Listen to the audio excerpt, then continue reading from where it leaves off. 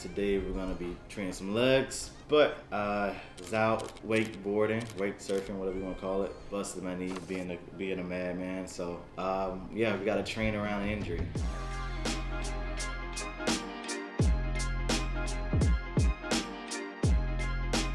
I know that's always fun. People are always wondering about that. We got three options. We got one, try to push through it, power through it, and typically what happens is you make the injury worse. You're not able to train effectively and efficiently for even longer amounts of time, or you're not able to train at all because you tore something or you pulled something even worse. Option number two, don't train at all. Right.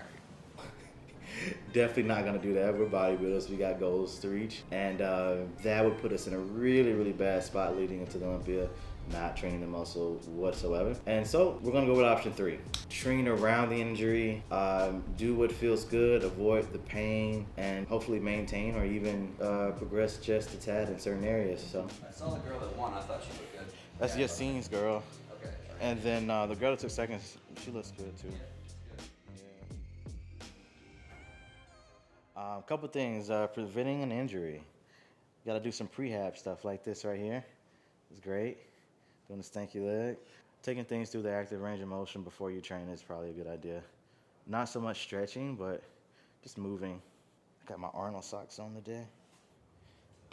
Gives me strength.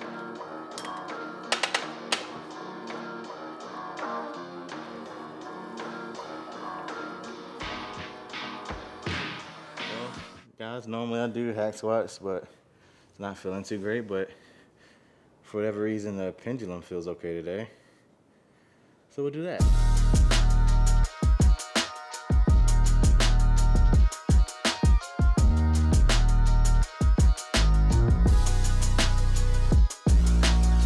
So yeah, fun. If you guys notice, I kind of went around the different squat machines, kind of trying to feel out how everything felt. This one felt the best, so I'll stick to this and won't really push it. Good reps in, some good blood flow, the muscle moving. It's probably one of the best things you can do. A lot of times people don't want to move at all after they get hurt, and it ends up taking a lot longer for them to recover. A lot of times when you see athletes, as they have an injury, they're back working with physical therapists like the next day, so.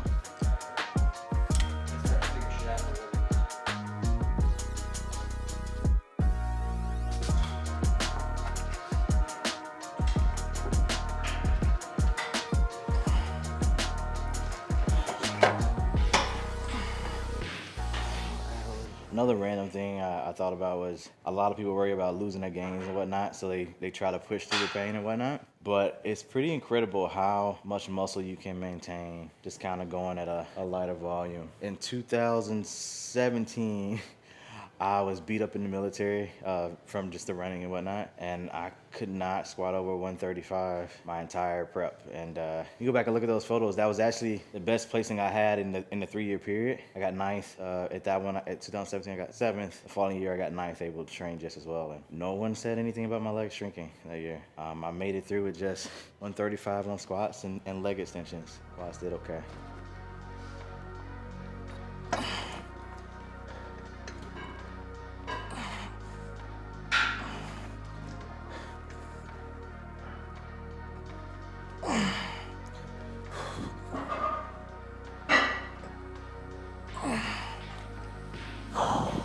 Not really taking anything close to failure either. I think the closer you get to failure, especially when you have an injury, the more likely it is you'll make it worse. The more you risk the chance of like losing your form and maybe tweaking something like that. And we definitely don't need that.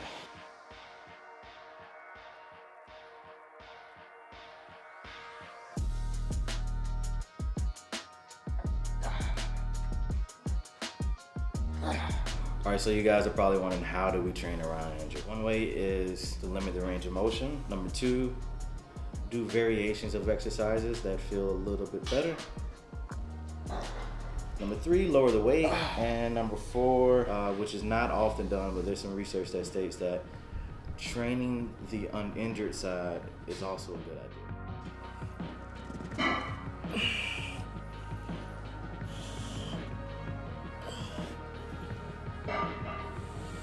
That's the biggest thing.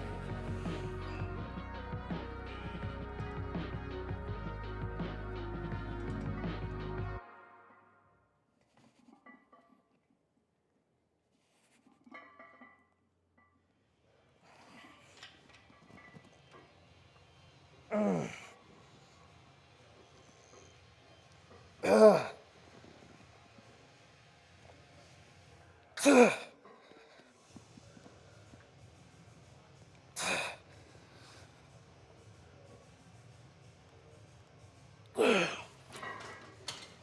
my goodness. That one hurting? Or what are you doing there? I'm still definitely contracting a lot more on the good side.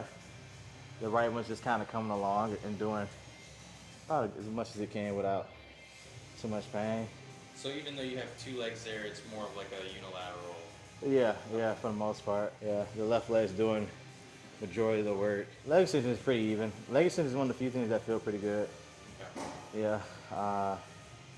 Luckily, yeah, that's like the pretty much the only exercise besides we're gonna do some walking lunges soon, so that feels good. Pendulums were give it like I don't know. I feel like giving the number is arbitrary, but like Yeah. maybe like 85% good. Okay. Yeah.